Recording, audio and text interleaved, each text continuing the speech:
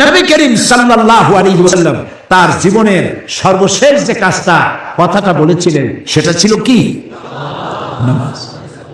ইন্তেকালের 5 দিন আগে প্রচন্ড জ্বর হলো, মাথায় যন্ত্রণা হলো, বারবার বেহুশ হয়ে পড়েন। যে রাত্রে ইন্তেকাল করবেন সেই রাত্রে সাহাবায়ে কেরাম কেউ ঘরে ফেরে নাই, সবাই কাঁদতেছে। সকলের ধারণা নবীজি খুব তাড়াতাড়ি বিদায় হয়ে যাবেন। ঘরের মধ্যে স্ত্রীরা কাঁদেন, জামাই কাঁদে, নাতি নাতনি কাঁদেন। সব থেকে বেশি কাঁদছেন হযরতে মা ফাতিমা রাদিয়াল্লাহু তাআলা আনহা। রাসূলুল্লাহর হুশ এলো, হযরত ফাতেমার কান্না দেখে কাছে ইশারা করে ডাকলেন, কানে কানে কি যেন বললেন। হযরত ফাতেমার কান্না বন্ধ হয়ে গেল। হযরত আয়েশা ফাতেমাকে ডেকে বলেন, মা তোমার আব্বা জান কি তোমারে বললো, কান্না বন্ধ হলো তোমার? হযরত ফাতেমা বলেন, মা আমার আব্বা জান আমাকে কানে কানে বললেন, মা কাঁদিস না, তোর কান্না আমার বরদাস্ত হয় না। আমি তোমাকে সুসংবাদ শোনাই, আমি মরে যাওয়ার পর সবার আগে তোমার সাথে আমার দেখা হয়ে যাবে। হযরত ফাতেমা বুঝতে পেরেছেন এর অর্থ হলো রাসূলের ইন্তেকালের পরে আত্মীয় স্বজনের ভিতরে সর্বপ্রথম ফাতেমার ইন্তেকাল হবে। হয়েছিল তাই।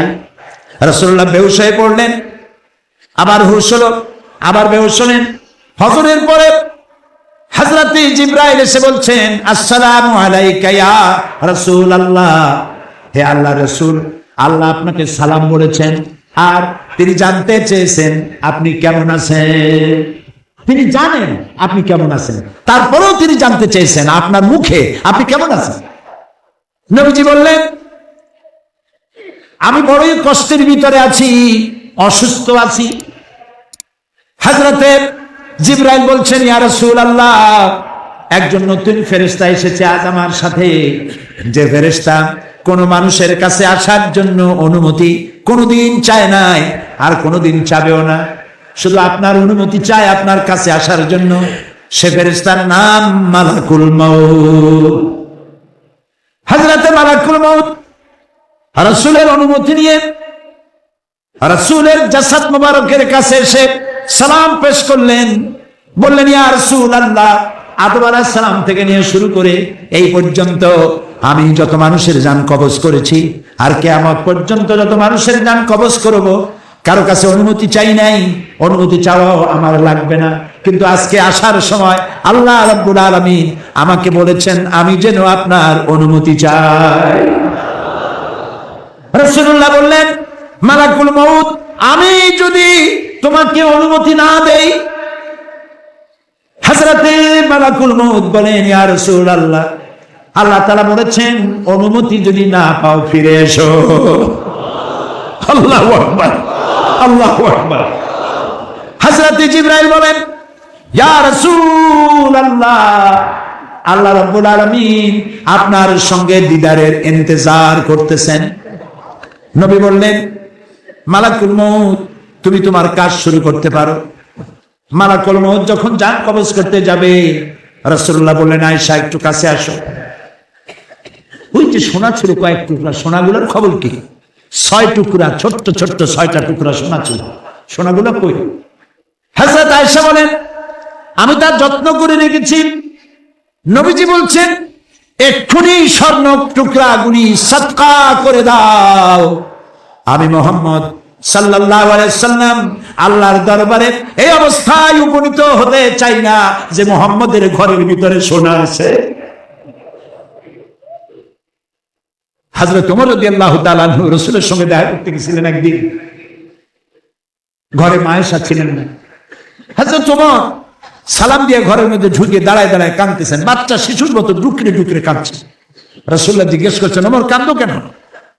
হযরত ওমর বলছেন, আমি বিশ্বনবীর ঘর দেখতেছি, ছোট্ট একটা ঘর, এক কোণায় একটা সরাহি পানি রাখার পাত্র কাইতে হয়ে পড়ে আছে, একটা গ্লাস কাইতে হয়ে পড়ে আছে,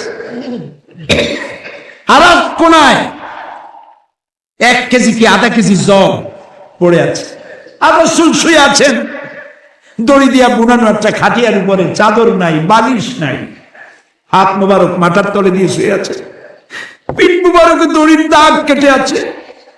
হযরত ওমর বলছেন, ইয়া রাসূলুল্লাহ, আমি তো বরদাস্ত করতে পারছি না। বিশ্বনবী তার পিঠে দড়ির দাগ, পানির পাত্র কাইট হয়ে পড়ে আছে, খাট নাই, বালিশ নাই, আপনি আমাকে অনুমতি দেন, আমি আপনার জন্য একটা তোষক বানাই নিয়ে আসি। রাসূলুল্লাহ বললেন, ওমর, আমি তো দুনিয়ায় শান্তি করতে আসি নাই।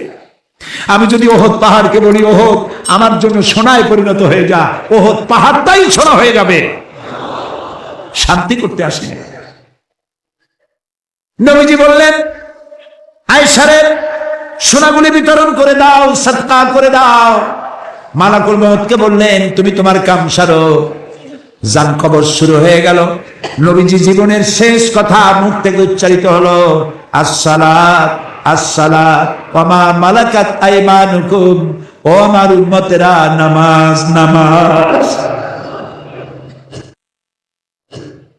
ইন্তেকালের সময় আমার মেয়ের কথা বললেন না, নাতির কথা বললেন না, জামাইয়ের কথা বললেন না, উম্মতকে স্মরণ করালেন, ও আমার উম্মতেরা, নামাজ ছেড়ে দিও না। আর তোমার অধীনস্থ ব্যক্তিদেরকে জ্বালা যন্ত্রণা দিও না, চাকর বাকরের জ্বালা যন্ত্রণা দিও না, গরিব মানুষের দিকে লক্ষ্য রেখো। আর আমি চিরজনমের মধ্যে জ্বালা যন্ত্রণা থেকে বিদায় নিয়ে গেলাম, নামাজ ছেড়ে দিও না। কিয়ামতের দিন ওই রাসূল যদি আমাদেরকে উম্মত বলে পরিচয় না দেন, জান্নাতে যাওয়ার উপায় নাই।